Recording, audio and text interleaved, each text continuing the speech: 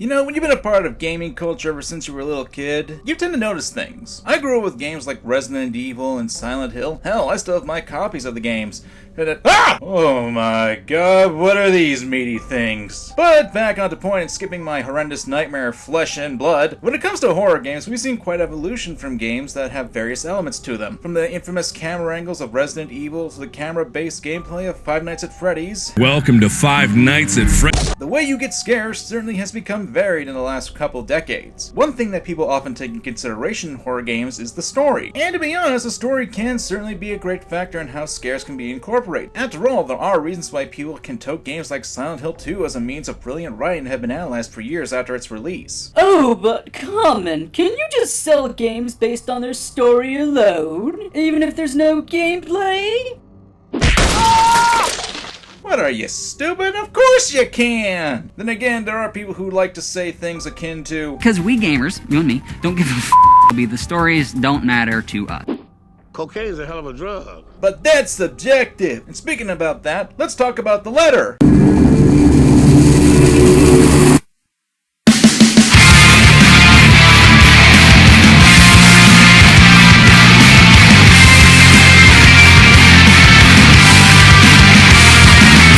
Released on July 24th of this year and being developed and published by Yang Yang Mobile, The Letter is a horror-based visual novel that follows the story of 7 individuals who get wrapped up in an ancient curse surrounding the Engarde Mansion. Surrounding the Amangard Mansion. And I'm pretty sure I just butchered that name again. And if you don't know what that is, well, let Daddy Trash enlighten you. A visual novel is a type of game where gameplay isn't actually there or is limited by a small aspect, with the main focus of that being the character interactions, the story, and the visuals. Hold on everyone, save your questions for the end of the class and let the cute colorful cartoon robot finish his lecture. In these sort of games, the idea is to rely on choices and branching paths. In the stretch, one can include games such as the Ace Attorney series, the Nonary games, Night in the Woods, and if you're willing to chug enough mouthwash to consider Life is Strange as one as well, the latter 3 are especially noteworthy since your choices in the game do affect the outcome. You're the only one who can.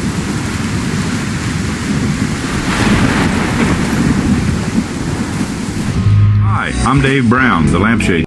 Well, except for Life is Strange, since that's a garbage game, what do you expect? But we're not here to talk about the trash heap of the game, we're here to talk about the letter. And let me say it right out of the bat, when it comes to choices, this game does deliver. The illusion of choice is something to fear when it comes to these sort of narrative-driven games, and are pretty much any Telltale game where choices are nothing more than fluff that don't really change the endings for the most part, save for something superficial or something that won't actually matter in the next game. But surprisingly enough, the letter doesn't have this problem. Yes, you're given less choices throughout the game, but your choices really do matter. Because the smallest ones can affect how the story turns out and how the characters can live or die. And yes, the characters can die throughout the story. And it will affect the outcome of the story as well. In a sense, it reminds me of Until Dawn in that respect, only you don't get the satisfaction of there being so many kinds of deaths. Normally in stories that rely on this sort of thing, there are issues, such as not making any real drastic changes to the story, use dialogue, or overall plot. However, in the letter, that isn't really the case. As I already stated, the choices you make do matter. You can get different dialogue branches, different situations, and how the characters view each other. There's even a relationship bar that shows how the characters' relationships are between each other, and your choices also affect that as well. One thing I should point out is that the letter has a different aspect to a visual novel that I haven't really seen a lot done in other games like this, and that is the fact that the story changes between the characters during chapters. I bring up the game Until Dawn since this has the same thing going on in it, but it's an interesting dynamic that I like to see utilized more in games. In addition, we also have the butterfly effect, which is also in both games. So yeah, you get to play as the main cast the entire game, learn about them, see their relationships with each other, and even affect the relationships as you deal with the nasty curse of this. And while we were talking, Mom was watching all this warily. Wait. No. Oh no. Oh yeah, there's a reason why this is classified as a horror game, and I gotta be honest, I use that term pretty loosely, because frankly, while the concept of a haunted mansion and a deadly curse is ripe with scary material, at least to me, it isn't scary. If you're familiar with concepts of Juo, The Ring, those kind of things, you're pretty much familiar with the concept of what the main monster is? Yeah, it's the spirit of a vengeful woman, and if I can be honest, I never understood the concept for this. Yeah, it's a supernatural dead chick, but this sort of thing doesn't scare me.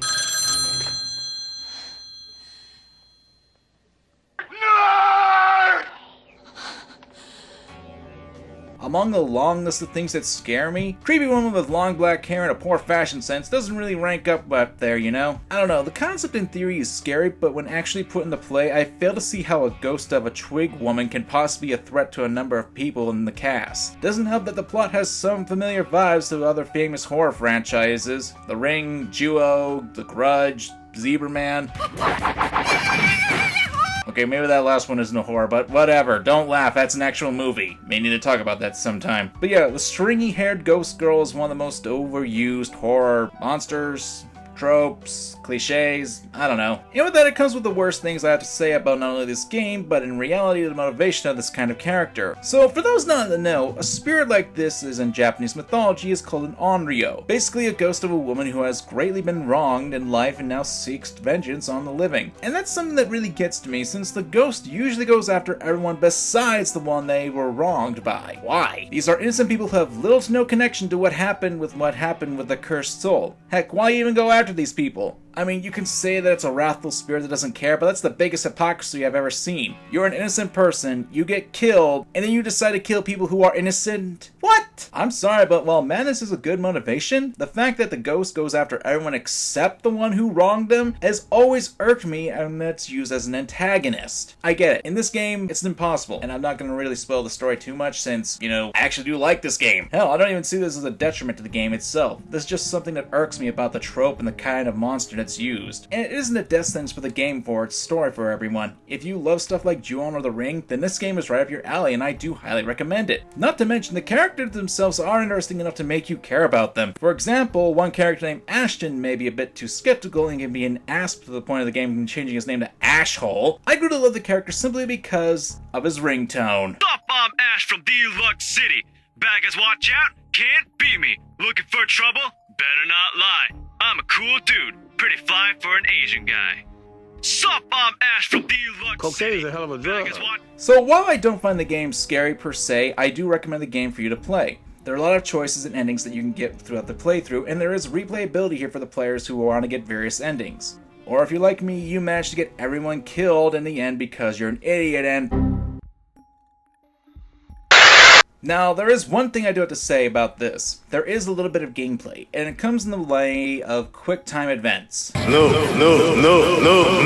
Yeah, quick-time events. We all know how those are. But there is a good side. From what I understand, you can turn them off. I don't know, I just like keeping them on because I thought it'd be fun to do. And they aren't that difficult to do. Like, it's actually pretty good to break up the monotony a little bit in my opinion. But there are other things I need to say. Throughout my playthrough, I noticed that there were a few things wrong, but they managed to fix them in an update. But I still feel I should mention them. I had a bit of an issue saving the game. I lost a ton of progression when I tried to save and it got interrupted. In addition, there were a few times in Luke's chapter where a few of the lines that should have been voiced, well, weren't. But like I said, these issues were for the most part fixed, and they didn't actually affect the story. That said, if you're not really into the whole Ju-on or the whole cursed stringy-haired woman thing, I would say that you would have to wait on the price to go down a little bit. It's $20 on Steam right now, but it's definitely worth your time. My suggestion is to check out the free demo they have on Steam. If you like what you see there, or like what you see in my video, I say buy it if you want to get it immediately. It looks to be something to at least play during the time of trick-or-treaters come knocking on your door. And hey, the developers are working on more projects and I look forward to seeing what they have in the future. Especially with the level of polish. They have all this beautiful art, and they even have an animated opening. There is a lot of polish in this, and that is something that I adore. And I can't help but recommend this game even more. But what do you guys think? Let me know in the comments below if you think the game looks good enough to play, and if I made a good case for you guys to at least try it out. I'm TrashKamen, and remember to examine your fandom.